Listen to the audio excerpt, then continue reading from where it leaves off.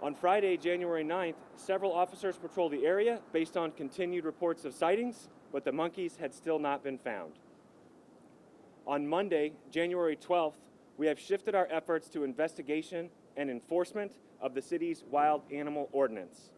Under the City of St. Louis Code of Ordinances, Chapter 10, Section 24.010, no persons, except as provided in this chapter, shall own, keep, or harbor within the city of St. Louis any of the following animals, of which all non-human primates are included. The origin of these animals is still unknown. At this time, we have not dispatched any animal care and control officers to private residents to investigate reports of harboring the prohibited animals. Residents who have firsthand information or sightings are asked to contact the City of St. Louis Citizen Service Bureau at area code 314-622-4800 so that reports can be properly logged and routed to the appropriate response teams. If calling after hours or weekends, please call 314-231-1212. If you have secured one of these animals, the Department of Health will be waiving any charges or fines that pertain to prohibited animals in the city so that these monkeys can be safely and humanely turned in. Please contact the City of St. Louis as soon as possible so that the animals can receive the necessary care. We are aware that alleged sightings and videos have been shared through social media. However, these posts cannot be verified and are not used to conduct any enforcement actions. Many unverified or AI-generated posts have contributed to confusion about whether animals are still loose. Residents should only report information by calling the City of St. Louis Citizen Service Bureau at 314-622-4800. I'd like to end that the Department of Health would also like to express its deep gratitude and thanks to the City of St. Louis Zoo and expert primate organizations that have provided assistance during our response. Thank you, everyone. How problematic were all the AI and photoshopped images that were posted on? Obviously, some of them are obviously fake, like when they're taking selfies outside the arch, but were you guys having a hard time figuring out where the monkeys were because of all the AI Photoshop photos? We did receive a tremendous amount of information from the community, but it was a challenge verifying the authenticity of some of that information. Are we 100% sure the monkeys are real? We have had one verified sighting by a St. Louis police officer that verified the location of one monkey. Is that the last verified sighting, or the last sighting you guys have heard of? Yes. Weather-wise, would the weather be an issue, the cold weather for these monkeys? No more so than any other animals in the city. Our animal control officers out in the community are protecting all animals in the Well, weather. they're not used to the cold, that's why. I assume, because they are from Africa. We don't have any specific information on weather vulnerabilities for these monkeys.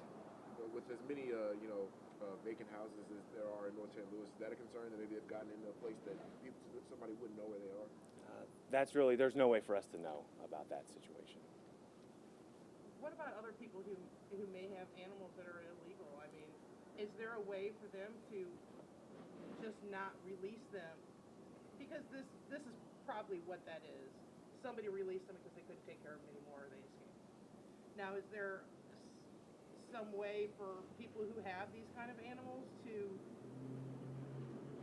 send them to a shelter or something without getting in trouble? That may be why they still have some of these animals.